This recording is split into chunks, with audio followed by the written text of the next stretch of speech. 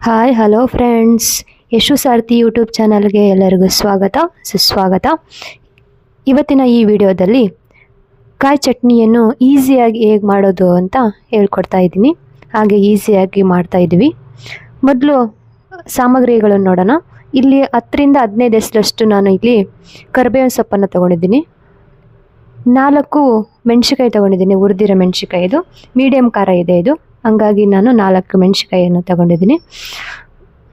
ನಂತರ 1 ಟೇಬಲ್ ಸ್ಪೂನಷ್ಟು ಜೀರಿಗೆಯನ್ನು ತಗೊಂಡಿದ್ದೀನಿ. ನಂತರ ರುಚಿಗೆ ತಕ್ಕಷ್ಟು ಉಪ್ಪನ್ನು ತಗೊಂಡಿದ್ದೀನಿ. ಆಮೇಲೆ 1 ಟೇಬಲ್ ಸ್ಪೂನಷ್ಟು ಬೆಲ್ಲವನ್ನು ತಗೊಂಡಿದ್ದೀನಿ. ಬೆಲ್ಲ ಇದು ಆಪ್ಷನಲ್ ಆಗಿರುತ್ತೆ, ಸಕ್ಕರೆ ಬೇಕಾದರೆ ತಗೋಬೋದು. ಹುಣಸೆಹಣ್ಣು, ನೆನೆಸಿರೋ ಅಂಥ ಹುಣಸೆಹಣ್ಣನ್ನು ತಗೊಂಡಿದ್ದೀನಿ. ನಂತರ 1.5 ಟೇಬಲ್ ಸ್ಪೂನಷ್ಟು ಬೆಳ್ಳುಳ್ಳಿಯನ್ನು ತಗೊಂಡಿದ್ದೀನಿ. ಇದು ಫುಲ್ಲು ಸಿಪ್ಪೆ ಎಲ್ಲ ತೆಗೆದು ಮೇಲಿಂದ ಎಸಳಿರುತ್ತಲ್ವ ಅದನ್ನೆಲ್ಲ ತೆಗೆದು ತಗೊಂಡಿದ್ದೀನಿ. ನಂತರ 1 ಲೋಟ ಇರುತ್ತಲ್ವ, ಟೀ ಕುಡಿಯೋ ಲೋಟ, ಅದನ್ನು 3/4 ಭಾಗದಷ್ಟು ಹುರ್ಗಡ್ಲೆಯನ್ನು ತಗೊಂಡಿದ್ದೀನಿ ಚಟ್ನಿಗೆ.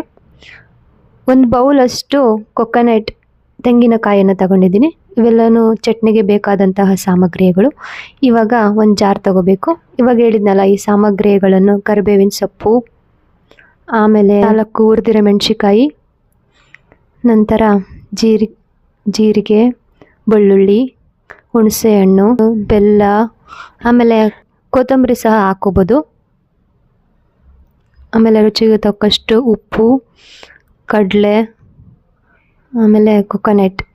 ನಂತರ 3/4 ಕಪ್ಪಷ್ಟು ಇಲ್ಲಿ ಇನ್ನೊಂದು ಕಡಲೆಯನ್ನು ತೊಗೊಂಡಿದ್ದೀನಲ್ಲ ಅದನ್ನ ಹಾಕೋಬೇಕು ಜಾರಿಗೆ.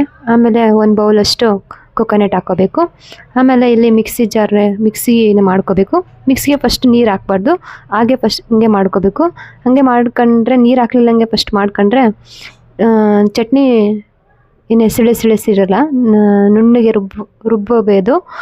ಆಮೇಲೆ ಸ್ವಲ್ಪ ನೀರು ಹಾಕ್ತಾ ಚಟ್ನಿ ರುಬ್ಕೋಬೇಕು. ಸ್ವಲ್ಪ ನೀರು ಹಾಕಂತ ಚಟ್ನಿನ ರುಬ್ಕೋಬೇಕು. ರುಬ್ಕೊಂಡು 1-2-3 ಸಾರಿ ಸ್ವಲ್ಪನೇ ನೀರು ಹಾಕ್ಕೊತ ಚಟ್ನಿನ ರುಬ್ಕೊಂಡ್ರೆ ಚೆನ್ನಾಗಿ ಆಗುತ್ತೆ. ಒಂಥರ ಫೈನಲಾಗಿ ಚಟ್ನಿ ರೆಡಿ ಆಗುತ್ತೆ. ಸ್ವಲ್ಪ ನೀರು ಹಾಕ್ಕೊಂಡು ರುಬ್ಕೋಬೇಕು. ನೆಕ್ಸ್ಟ್ ಫೈನಲಾಗಿ ರೆಡಿ ಆದಮೇಲೆ ಟೇಸ್ಟ್ ನೋಡ್ಕೋಬೇಕು. ಏನಾದರೂ ಉಪ್ಪು ಖಾರ ಏನಾದರೂ ಕಮ್ಮಿ ಆಗಿದ್ರೆ ಟೇಸ್ಟಿಗೆ ಮತ್ತೆ ಸ್ವಲ್ಪ ಉಪ್ಪು ಹಾಕ್ಕೊಂಡು ಮತ್ತೆ ಫೈನಲಾಗಿ ಇನ್ನೊಂದು ಸಾರಿ ಮಿಕ್ಸಿ ಮಾಡಿ ಫೈನಲಾಗಿ ಚಟ್ನಿ ರೆಡಿ ಆದಮೇಲೆ ಅದೊಂದು ಪಾತ್ರೆಗೆ ಸರ್ವ್ ಮಾಡ್ಕೋಬೇಕು. ಸರ್ವ್ ಮಾಡ್ಕೊಂಡು ಫೈನಲಾಗಿ ರುಚಿಕರವಾದಂತಹ ಈಸಿ ಆದಂತಹ ಕೊಕೊನಟ್ ಚಟ್ನಿ ರೆಡಿ. ಮಾರ್ನಿಂಗ್ ಟಿಫನಲ್ಲಿ ನಾವು ಇಡ್ಲಿಯನ್ನು ಮಾಡ್ಕೊಂಡಿದ್ವಿ. ಈ ರುಚಿಕರವಾದಂತಹ ಕೊಬ್ಬರಿ ಚಟ್ನಿಯನ್ನು ನಾವು ಸೇವಿಸಿದ್ವಿ. ನೀವು ಸಹ ಚಟ್ನಿಯನ್ನು, ರುಚಿಕರವಾದಂಥ ಚಟ್ನಿಯನ್ನು ಟ್ರೈ ಮಾಡಿ.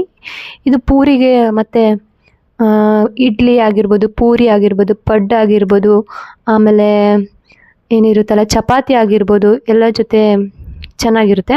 ಟ್ರೈ ಮಾಡಿ ನೀವು ಮನೇಲಿ. ವಿಡಿಯೋ ನೋಡಿದ್ದಕ್ಕೆ ಥ್ಯಾಂಕ್ ಯು. ಲೈಕ್ ಮಾಡಿ, ಮೋರ್ ವಿಡಿಯೋಗಾಗಿ ಲೈಕ್ ಮಾಡಿ, ಶೇರ್ ಮಾಡಿ, ಸಬ್ಸ್ಕ್ರೈಬ್ ಮಾಡಿ. Thank you for watching. Bye bye.